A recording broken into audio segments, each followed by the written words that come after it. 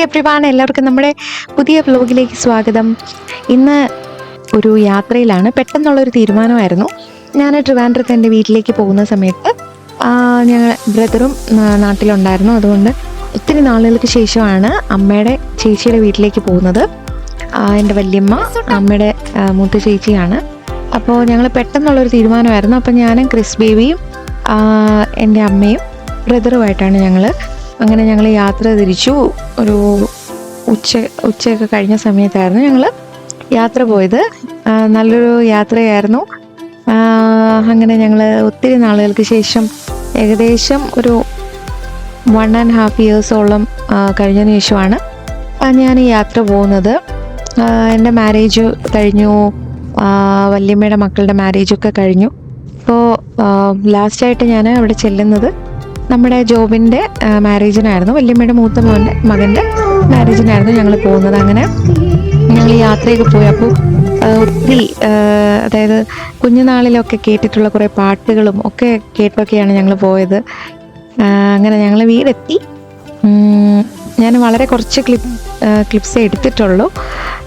അങ്ങനെ വല്യമ്മ കുഞ്ഞിനെ വന്നെടുത്തു. കുഞ്ഞും വല്യമ്മയും ഭയങ്കര അറ്റാച്ച്മെൻ്റാണ്, ക്രിസ് ബേബി. അങ്ങനെ ഞങ്ങൾ കുറച്ച് നേരം സംസാരിച്ചിരുന്നു.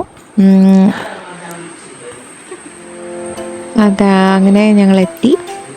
ഇതാണ് നമ്മുടെ ജോബിൻ്റെ വൈഫ് പുറത്ത് നേഴ്സായിട്ട് വർക്ക് ചെയ്യുവാണ്.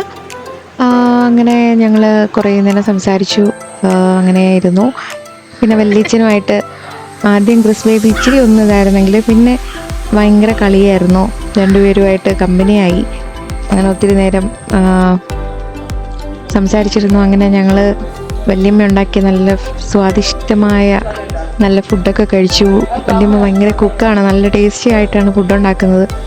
മീൻകറിയും അവിയലും ഒക്കെ ഭയങ്കര ടേസ്റ്റിയാണ്. ഞങ്ങളവിടെ കുറേ നേരം സംസാരിച്ചൊക്കെ ഇരുന്നു. ജോബിനെയും ബ്ലെസ്സിയൊക്കെ ഞങ്ങൾ വല്ലാണ്ട് മിസ് ചെയ്യുന്നുണ്ടായിരുന്നു. കാരണം ഞാനും ജോബിനും ബ്ലെസ്സിയൊക്കെ ഒരുമിച്ചാണ് കളിച്ച് വളർന്നത്. ഞങ്ങൾ +2 വരെ ഒരേ ക്ലാസ്സിലാണ് ആയിരുന്നത്. അങ്ങനെ ഞങ്ങൾ ഭയങ്കര കൂട്ടായിരുന്നു. അങ്ങനെ എനിക്ക് വേനലവധിക്കാലം നേരത്തെയാണ് ഞങ്ങളുടെ. അപ്പോൾ ഞാൻ വല്യമ്മയുടെ അവിടെ 2 മാസം പോയി നിൽക്കും. അങ്ങനെയാണ് ഞങ്ങൾ ഒരുമിച്ചായിരുന്നു. ഇതായിരുന്നു ബ്ലെസ്സിയും ഫാമിലിയും. ഒരു കുഞ്ഞുണ്ട്. ഹസ്ബൻഡും നേഴ്സാണ്. ബ്ലെസ്സി UK നേഴ്സായിട്ട് വർക്ക് ചെയ്യുന്നു. അങ്ങനെ ഞങ്ങൾ കുറേ നേരം സംസാരിച്ചിരുന്നു. അങ്ങനെ ഞങ്ങൾ തിരിച്ച് വീണ്ടും വീട്ടിലേക്ക് വന്നു. ഇതാണ് നമ്മുടെ കാരക്കോണം മെഡിക്കൽ കോളേജ് ഹോസ്പിറ്റൽ. അപ്പോൾ അവിടെയാണ് ഹസ്ബൻഡ് പഠിച്ചത്. അതും ഞങ്ങളിങ്ങനെ നോക്കി വരുമായിരുന്നു. അവിടെ എല്ലാം തിരക്കായിരുന്നു. അങ്ങനെ വീട്ടിലെത്തിയപ്പോൾ ഒത്തിരി ലേറ്റൊന്നും ആയിട്ടില്ല, എങ്കിലും ഒരു 7:30 ഒക്കെ ആയി. വല്യമ്മ ചർച്ച് മിനിസ്ട്രിയാണ്. അപ്പോൾ അവർക്ക് പ്രേയറിനൊക്കെ പോവേണ്ട സമയമായതുകൊണ്ട് ഞങ്ങൾ പിന്നെ ഇറങ്ങി. അങ്ങനെ ഒരു സന്തോഷകരമായിട്ടുള്ളൊരു വ്ളോഗായിരുന്നു. അപ്പോൾ നെക്സ്റ്റ് വ്ളോഗിൽ നമുക്ക് വീണ്ടും കാണാം. ഒത്തിരി വീഡിയോസ് ഒന്നും എടുക്കാൻ പറ്റിയില്ലെങ്കിൽ പോലും കുറച്ച് കാര്യങ്ങളൊക്കെ ഞങ്ങൾ എടുത്തിട്ടുണ്ട്. അപ്പോൾ നെക്സ്റ്റ് വീഡിയോയിൽ വീണ്ടും